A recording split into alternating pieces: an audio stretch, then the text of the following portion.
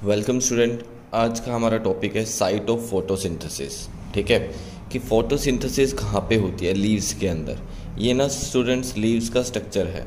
ठीक है, अगर माइक्रोस्कोप से देखें तो ये लीव का स्ट्रक्चर है। अगर आप किसी भी लीव को देखते हो, कोई भी लीव है, ठीक है, अगर हम लीव को देखते हैं तो स्टूडेंट लीव के ऊपर एक वैक्सी लेयर होती है। ठीक है, एक तरह की लेमिनेशन होती है, देखना कभी भी। ठीक है, तो वो क्या करती है, वाटर को इवेपोरेट नहीं होने देती, लॉस ऑफ वाटर को रोकती है। ठीक है, तो उस लेयर को, जो वैक्सी लेयर होती है, जो एक तरह की लेमिनेशन का काम करती है, उसको हम कहते हैं क्यूटिकल। ठीक है स्टूडेंट, लीफ के 3 पार्ट्स होते हैं। एक अपर एपिडर्मिस, ये वाला स्टूडेंट पार्ट जो है इसको हम अपर एपिडर्मिस कहते हैं। This is upper epidermis. हमारी स्किन है, हमारी स्किन की भी अपर लेयर होती है, उसको भी हम क्या कहते हैं, एपिडर्मिस कहते हैं। ठीक है स्टूडेंट, और ये वाला पार्ट जो है this is middle part of leaf. ठीक है, इसको कहते हैं मिडल एपिडर्मिस। ठीक है, या मिडल लेयर लिख दो आप इसको। वो अपर लेयर होगी, दैट इज़ मिडल लेयर, और that is lower layer, lower epidermis या लोअर लेयर। ठीक है स्टूडेंट्स, तो अब क्या है, हमारे पास 3 लेयर्स होगी। इसको बनाना बहुत ही ईजी है, वैसे तो बनाने की आपको ज़रूरत नहीं है, एग्ज़ाम में बनाना नहीं आता है। ठीक है, तो अंडरस्टैंड करने की ज़रूरत है बस। किसी भी लीफ के ऊपर सबसे ऊपर क्या लगा होता है, वैक्सी लेयर होती है। ठीक है, तो उस वैक्सी लेयर को क्या कहते हैं स्टूडेंट, हम क्यूटिकल। तो ये जो अपर लेयर है इस स्ट्रक्चर की, इसको हम क्या कहते हैं, क्यूटिकल, CUTICLE, क्यूटिकल कहते हैं। ठीक है, ये लॉस ऑफ वाटर को रोकती है, प्रिवेंट करती है कि वाटर ज़्यादा लॉस ना हो लीफ के अंदर ड्यूरिंग फोटोसिंथेसिस। ठीक है, और ये स्टूडेंट जो सेकंड नंबर पे आते हैं, ये मिडल लेयर में, इनको कहते हैं फोटोसिंथेटिक सेल्स। ठीक है, ये होते हैं हमारे पास फोटोसिंथेटिक सेल्स या फिर मेसोफिल सेल्स, मेसोफिल सेल्स। ठीक है, और इन्हीं सेल्स को हम फोटोसिंथेटिक सेल्स भी कहते हैं। क्यों कहते हैं, क्योंकि मेन फोटोसिंथेसिस इन्हीं के अंदर होती है। ठीक है, फोटोसिंथेटिक सेल्स। ठीक है स्टूडेंट्स, अब क्यों, क्योंकि इसमें जो ये छोटे छोटे ग्रीन डॉट्स हैं स्टूडेंट्स, ये क्लोरोप्लास्ट है। ठीक है, क्लोरोप्लास्ट के अंदर क्या प्रेजेंट होता है, क्लोरोफिल। क्लोरोप्लास्ट कहाँ पे प्रेजेंट होता है, सेल्स के अंदर, ये सेल है।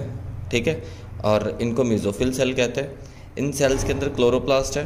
क्लोरोप्लास्ट के क्या अंदर प्रेजेंट होता है, क्लोरोफिल। क्लोरोफिल का काम क्या होता है, सनलाइट को एब्जॉर्ब करना। ठीक है, और वो जो लाइट एनर्जी है वो किस में कन्वर्ट होती है, केमिकल एनर्जी में। ठीक है स्टूडेंट्स, तो उसके बाद ये है हमारे पास लोअर एपिडर्मिस। ठीक है, ये जो बीच में खाली स्पेस है स्टूडेंट, यहाँ पे इसको एयर स्पेस कहते हैं, एयर स्पेस। ठीक है, और ये जो छोटा सा होल दिख रहा है, ठीक है, इसको कहते हैं स्टोमेटा। ठीक है स्टूडेंट्स, इसको कहते हैं हम स्टोमेटा, स्टोमा भी कह देते हैं या स्टोमेटा भी कह दो। ठीक है, और ये गार्ड सेल्स लगे हैं इसके सराउंडिंग में, हमने किया था ये मैकेनिज्म ऑफ स्टोमेटा। ठीक है, तो ये गार्ड सेल्स हैं, गार्ड सेल्स। ठीक है स्टूडेंट्स, तो यहाँ से कार्बन डाइऑक्साइड एंटर करती है, फिर वो एयर स्पेस में आती है और डिफ्यूज़ कर जाती है फोटोसिंथेटिक सेल्स में।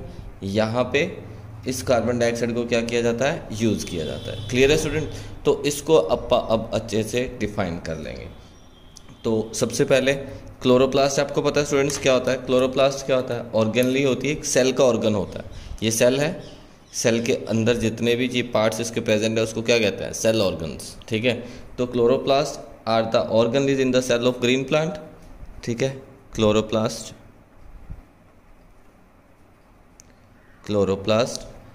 Are the organelles in the cells of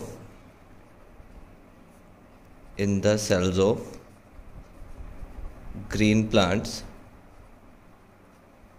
ठीक है, in the cells of green plants. और इसमें स्टूडेंट्स विच कंटेन, और क्लोरोप्लास्ट के पास क्या होता है, क्लोरोफिल होता है, और क्लोरोफिल किस में हेल्प करता है? फोटोसिंथेसिस में। And which contains chlorophyll and helps in photosynthesis. ठीक है स्टूडेंट। अब स्टूडेंट जो मेन क्वेश्चन आता है, फोटोसिंथेटिक सेल्स किसको कहते हैं? मेसोफिल सेल्स को क्या कहते हैं? फोटोसिंथेटिक सेल्स कहते हैं। ठीक है, तो यहाँ से एक चीज़ क्लियर होती है कि जो मेन साइट है फोटोसिंथेसिस कहाँ पे होती है? यहाँ पे होती है, मतलब क्लोरोप्लास्ट में होती है। जो सेल के अंदर क्लोरोप्लास्ट प्रेजेंट होता है वहाँ पे ही होती है। The site of photosynthesis in the cell of leaves are chlorophyll. Leaves के सेल के अंदर फोटोसिंथेसिस कहाँ होती है? The site of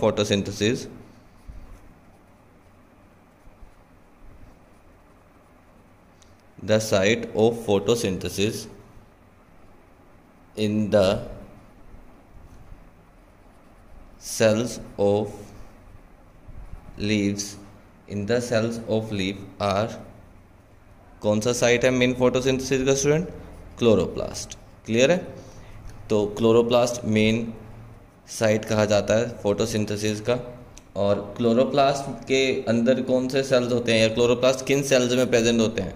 photosynthetic sales में। ठीक है, the cells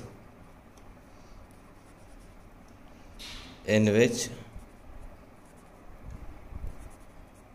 chloroplast is present called mesophyll cells और फोटोसिंथेटिक सेल्स। अगर स्टूडेंट पूछा जाए कि फोटोसिंथेटिक सेल्स किनको कहते हैं तो उसका आंसर आएगा मेसोफिल सेल्स। ठीक है, क्लियर है?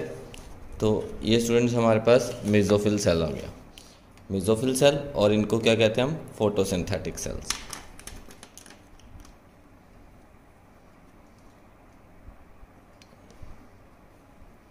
क्लियर है स्टूडेंट यहाँ तक? ठीक है, और उसके बाद स्टूडेंट यहाँ से देखो CO2 एंटर करेगा लीफ के अंदर, यहाँ जाएगा, डिफ्यूज़ हो जाएगा सेल्स के अंदर जाके, और यहाँ पे क्या हो जाएगी? फोटोसिंथेसिस हो जाएगी। और जो वैक्सी लेयर होती है स्टूडेंट ऊपर, लीफ के बिल्कुल ऊपर, इसको हम क्या कहते हैं? क्यूटिकल कहते हैं। तो इसकी डेफिनेशन आ सकती है क्यूटिकल क्या होता है, तो यहाँ पे हम लिख देते हैं there is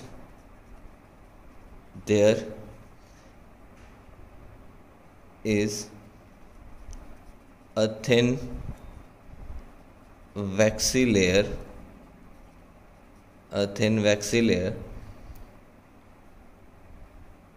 layer or protective layer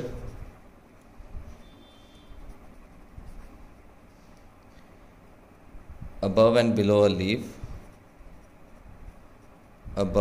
and below a leaf, which helps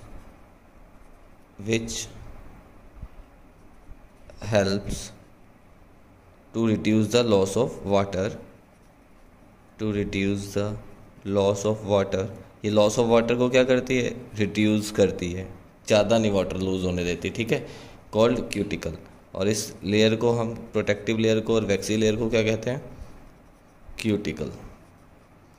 ठीक है स्टूडेंट, इस टॉपिक में से यही क्वेश्चन आ सकते हैं, और यही क्वेश्चन जनरली बनते हैं, इन्हीं के बेस पे क्वेश्चन आ सकते हैं। और जो वाटर जाता है स्टूडेंट्स, वो भी स्टोमेटा से जाता है थ्रू जाइलम वेसल। ठीक है, तो ये हमारा साइट ऑफ फोटोसिंथेसिस थी, और न्यूट्रिशन ऑफ प्लांट हमारा ऑलमोस्ट यहाँ पे ख़त्म हो गया।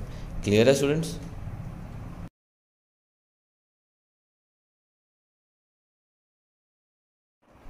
नाउ स्टूडेंट्स, अभी हम करेंगे न्यूट्रिशन इन प्लांट्स तो हमने कर ही लिया, जिसमें ऑटोट्रॉफिक न्यूट्रिशन आता है।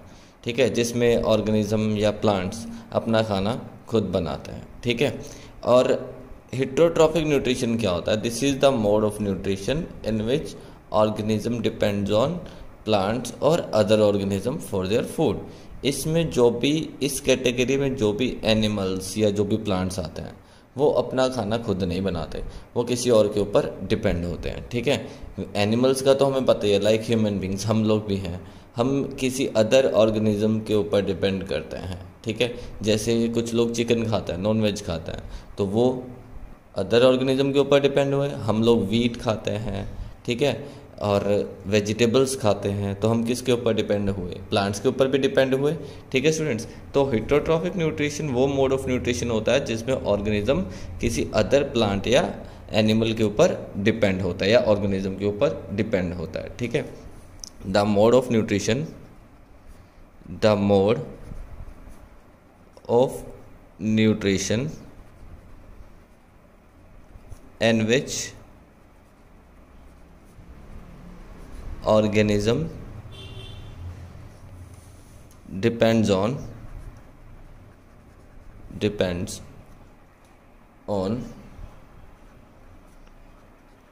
other plants or organism for their food। ठीक है स्टूडेंट्स, क्लियर है? तो इसमें जो ऑर्गेनिजम्स हैं वो किसी अदर प्लांट्स और ऑर्गेनिज्म पे डिपेंड होते हैं अपने खाने के लिए। क्लियर है स्टूडेंट्स? अब हेटेरोट्रॉफिक न्यूट्रिशन में हम करेंगे एग्जांपल्स। ह्यूमन बींग्स आ जाते हैं, कैट्स, डॉग, ठीक है, कैट, डॉग एक्सेट्रा, कुछ भी लिख सकते हो। अब एनिमल्स का तो हमें पता है स्टूडेंट्स, एग्जांपल लिख देंगे। अब ऐसे कौन से प्लांट होते हैं जो किसी अदर ऑर्गेनिज्म पे डिपेंड होते हैं, जो अपना खाना खुद नहीं बना सकते? नॉन ग्रीन प्लांट्स जो होते हैं, जिनके पास क्लोरोफिल नहीं होता, वो तो फोटोसिंथेसिस नहीं कर पाते। ठीक है, तो उन प्लांट्स को, वो प्लांट्स क्या करते हैं स्टूडेंट्स, किसी अदर ऑर्गेनिज्म पे डिपेंड होते हैं। ठीक है, तो उनके एग्जाम्पल लिखेंगे। The non green plants,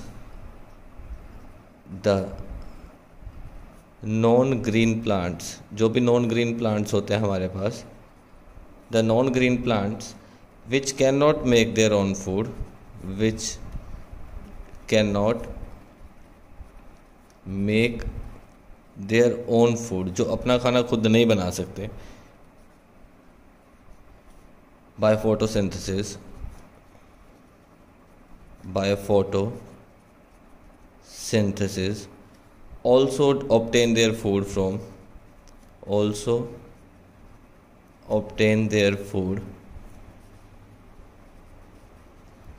from other plants and animals।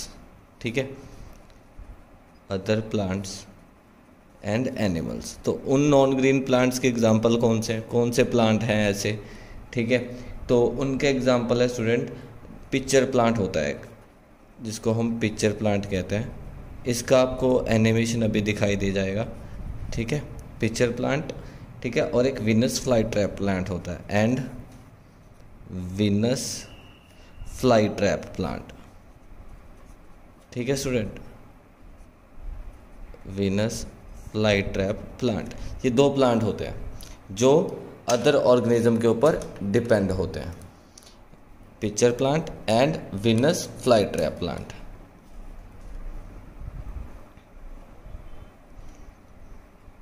Venus fly trap plant. ठीक है स्टूडेंट्स, अब इन प्लांट्स के एग्जांपल्स आपको अभी एनिमेशन वीडियो में क्लियर हो जाएंगे कैसे होते हैं। आपने देखे भी होंगे, कार्टून्स में भी दिखाते हैं ऐसे कुछ प्लांट्स। तो क्लियर है स्टूडेंट यहाँ तक? तो नॉन ग्रीन प्लांट्स आते हैं हेटेरोट्रॉफिक में, कुछ एनिमल्स आते हैं जैसे ह्यूमन बींग्स आ गए, कैट आ गए, डॉग आ गए, ठीक है, जो किसी अदर प्लांट्स और ऑर्गेनिजम्स के ऊपर डिपेंड होते हैं।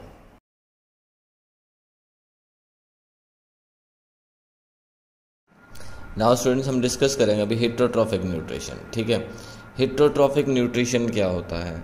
हेटेरोट्रॉफिक न्यूट्रिशन अभी हमने डिस्कस किया, जैसे कि वो मोड ऑफ न्यूट्रिशन होता है जिसमें कोई भी एनिमल्स या कोई भी ऑर्गेनिज्म अपना खाना खुद नहीं बनाता है। तो एग्जैक्ट डेफिनेशन इसकी लिखेंगे। ठीक है, the mode of nutrition, the mode of nutrition, the mode of nutrition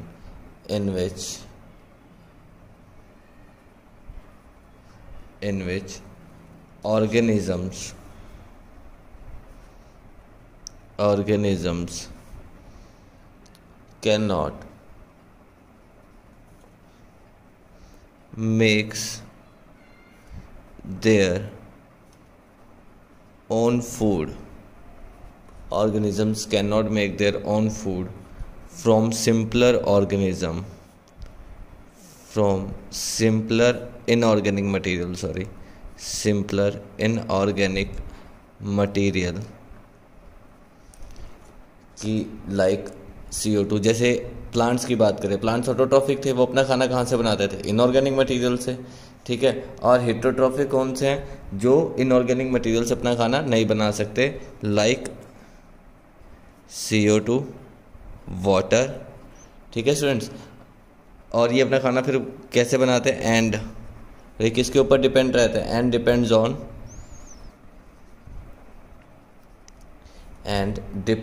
on other organisms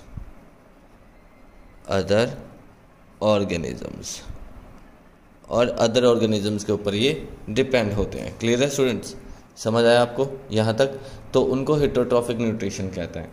the mode of nutrition in which organism can not makes there own food from simpler inorganic material like CO2, water and depend on other organism, ठीक है। Examples, जितने भी animals हैं वो किस में आते हैं स्टूडेंट्स? हेटेरोट्रॉफिक न्यूट्रिशन में आते हैं, जितने भी एनिमल हैं, ठीक है। All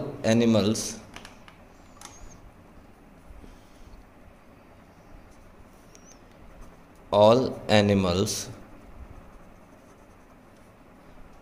have heterotrophic mode of nutrition.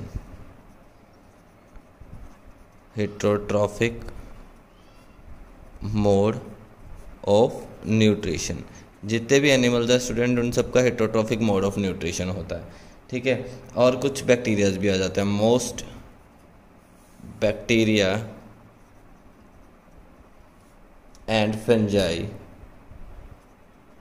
And fungi also have heterotrophic mode of nutrition, ठीक है स्टूडेंट। फिंजाई कौन सा होता है स्टूडेंट? जैसे मशरूम होती है वो फिंजाई में आती है, ठीक है। मशरूम हो गया। हमारे ब्रेड के ऊपर हम कहते हैं कि उल्ली आ गई है, ठीक है, ब्रेड मोल्ड जिसको कहते हैं, ठीक है। तो वो भी क्या है? फिंजाई की कैटेगरी में आते हैं, ठीक है स्टूडेंट्स। क्लियर है? और इसमें क्या आता है? नॉन ग्रीन प्लांट्स आ जाते हैं। नॉन ग्रीन प्लांट्स की हमने अभी एनिमेटेड वीडियो देखी। नॉन ग्रीन प्लांट्स कौन से होते हैं? पिक्चर प्लांट होता है एक तो, ठीक है, और एक विनस फ्लाई ट्रैप प्लांट, ठीक है स्टूडेंट। क्लियर है? तो हेटेरोट्रॉफिक मोड ऑफ न्यूट्रिशन जो होता है स्टूडेंट, उसकी भी आगे कैटेगरीज हैं, ठीक है। तो इसकी कैटेगरीज को देखते हैं, कौन कौन सी कैटेगरीज हैं हेटेरोट्रॉफिक न्यूट्रिशन की। आगे 3 कैटेगरीज हैं स्टूडेंट, ठीक है। कौन कौन सी 3 कैटेगरीज हैं उसको देखेंगे हम। एक हमारे पास आता है सेप्रोफिटिक, ठीक है, सेप्रोफिटिक न्यूट्रिशन,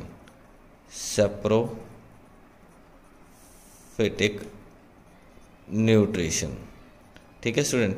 एक होता है सेप्रोफिटिक न्यूट्रिशन जो डेड प्लांट्स और एनिमल्स को खाता है। कुछ गली सड़ी सब्जियां वगैरह जो होती हैं हम बाहर फेंक देते हैं, वो धीरे धीरे अपने आप ख़त्म हो जाती है, ठीक है। उनको कौन खाता है? जो बैक्टीरियाज होते हैं वो खा लेते हैं, कुछ फंजाई होती है वो खा लेती हैं। तो वो सेप्रोफिटिक न्यूट्रिशन में आता है। जो डेड प्लांट्स और एनिमल्स को खाते हैं उनको तो सेप्रोफिटिक न्यूट्रिशन कहते हैं। क्लियर है स्टूडेंट्स? एक होता है हमारे पास पैरासिटिक न्यूट्रिशन।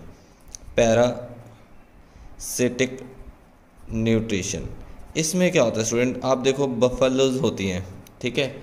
बफेलोज के ऊपर कुछ ना कुछ इंसेक्ट्स वगैरह बैठे रहते हैं, ठीक है, जिनकी वजह से उनको प्रॉब्लम्स भी हो जाती हैं, स्किन प्रॉब्लम भी हो जाती हैं। ये वो न्यूट्रिशन में आते हैं, वो ऑर्गेनिजम्स होते हैं इनमें जो अपना खाना किसी अदर ऑर्गेनिज्म से लेते हैं विदाउट किलिंग देम, बिना उनको मारे। उनके लिए जैसे बफेलो की बात करें, बफेलो उस ऑर्गेनिज्म के लिए एक होस्ट का काम करेगी, ठीक है। खुद वो होगा, वो एक पैरासाइट होगा।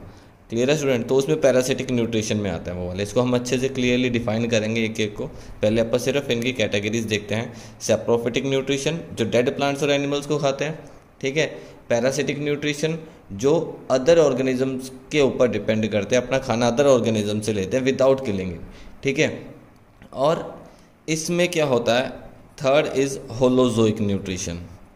होलोजोइक न्यूट्रिशन, इसमें क्या होता है, इसमें वो ऑर्गेनिजम्स आते हैं जो अपना खाना कहीं से भी अदर सब्सटेंस से लेते हैं, प्लांट से लेते हैं या अदर एनिमल से लेते हैं, कम्प्लेक्स फूड लेते हैं, फिर उनकी बॉडी में जाता है, फिर वो खाना इंजेस्ट होता है, उनकी बॉडी सेल्स में अब्जॉर्ब होता है, ठीक है, और फिर जाके उनको वहाँ से एनर्जी मिलती है। तो वो होलोजोइक न्यूट्रिशन में आते हैं। उसके एग्जांपल्स क्या हैं, ह्यूमन बींग्स, हम खाना खाते हैं, ठीक है, कम्प्लेक्स फूड खाते हैं, हमारी बॉडी में जाता है, फिर वो सिंपलर सब्सटेंस में कन्वर्ट होता है हमारी बॉडी में जाकर होता है, ठीक है, फिर हमें उनसे क्या मिलती है, एनर्जी मिलती है, विटामिन मिलते हैं, मिनरल्स मिलते हैं, फैट्स मिलता है, जो भी मिलता है, ठीक है। तो वो होलोजोइक न्यूट्रिशन में आता है स्टूडेंट्स। इसको अपन सिंगल डिफाइन करेंगे अभी। क्लियर है स्टूडेंट यहाँ तक? तो ये सिंपल एक इंट्रोडक्शन थी हेटेरोट्रॉफिक न्यूट्रिशन में। अब सेप्रोफिटिक जो डेड प्लांट्स और एनिमल्स, पैरासिटिक जो अदर ऑर्गेनिज्म के ऊपर डिपेंड करते हैं विदाउट किलिंग इट, और होलोजोइक जो कम्प्लेक्स फूड मटेरियल खाते हैं, फिर उनकी बॉडी के अंदर जाके वो इंजेस्ट होता है, डाइजेस्ट होता है, ठीक है, और फिर उससे उनको एनर्जी मिलती है, तो या उनकी बॉडी सेल्स उसको एब्जॉर्ब करते हैं, वो होलोजोइक न्यूट्रिशन में आते हैं। क्लियर है स्टूडेंट यहाँ तक?